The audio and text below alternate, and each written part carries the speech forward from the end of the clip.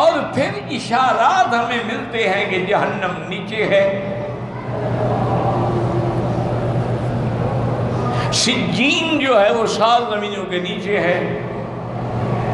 اسی طرح ہمیں یہ اشارات بھی ملتے ہیں کہ یہ جو سمندر ہے اس کے نیچے جہنم ہے۔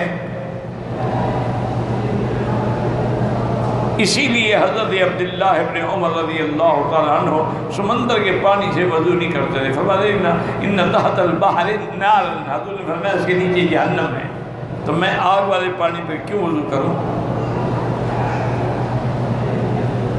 یہ ان کا اجتہاد تھا، ورنہ وضو تو جائز ہے۔ اور یہ بھی ہمیں قرآن بتاتا ہے کہ جب قیامت آئے گی تو تمام سورج چاند سب سمندر میں ڈال دیے جائیں گے، اور نیچے جو اللہ نے غلاف حجری رکھا ہوا ہے وہ اتر جائے گا، نیچے سے آگ بھڑکے گی، اوپر سے بھی آگ آئے گی، تو پھر یہ ساری جہنم بھڑک اٹھے گی۔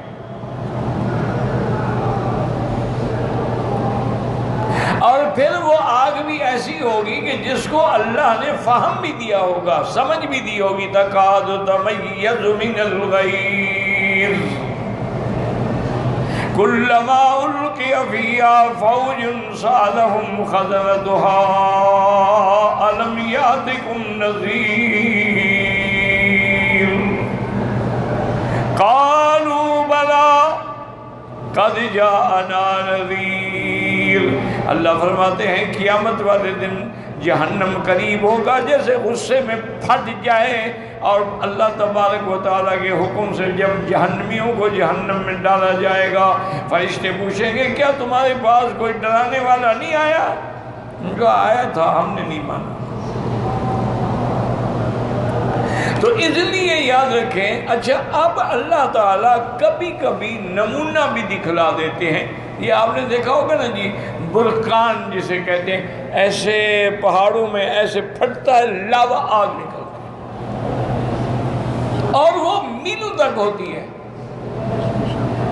اس وقت دنیا کے جو سب سے بڑے ایڈوانس ملک ہے نا، جو اپنے آپ کو سپر پاور کہتے ہیں، اس کے 40 مقام پہ آگ لگی، بجھا ہی نہیں سکتے۔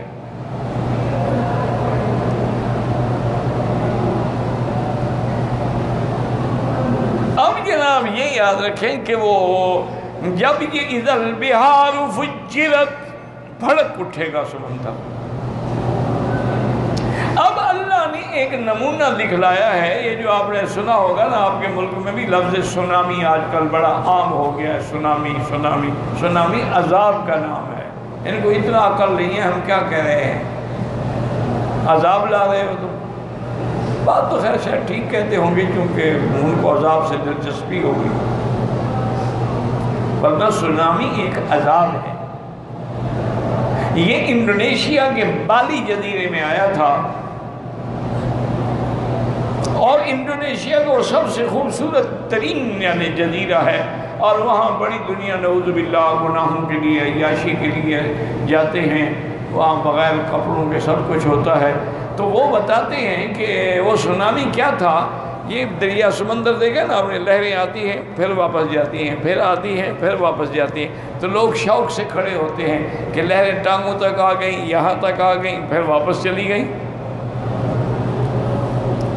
وہ کہتے ہیں کہ ہم نے دیکھا کہ سمندر کی لہریں زور سے آئیں اور پھر واپس جو گئیں تو پھر نہیں آئیں، اور سمجھ نہیں آ رہا وہ پانی کہاں جا رہا ہے۔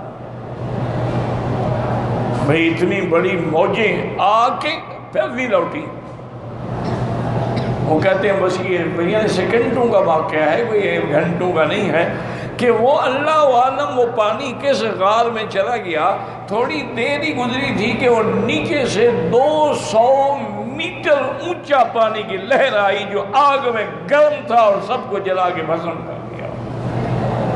وہ تھی سونامی۔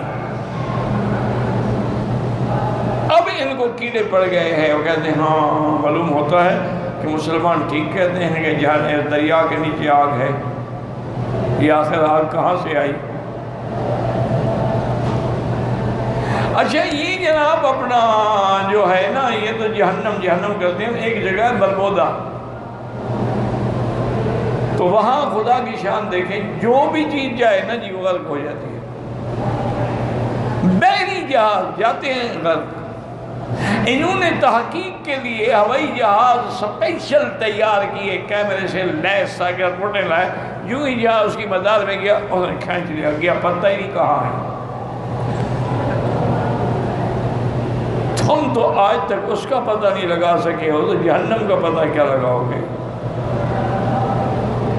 تو اس لیے حقیقت بات یہی ہے کہ جو قرآن کہتا ہے، جو فرمان رسول کہتا ہے وہ حق ہے، اور اس میں کسی قسم کا شک نہیں ہے۔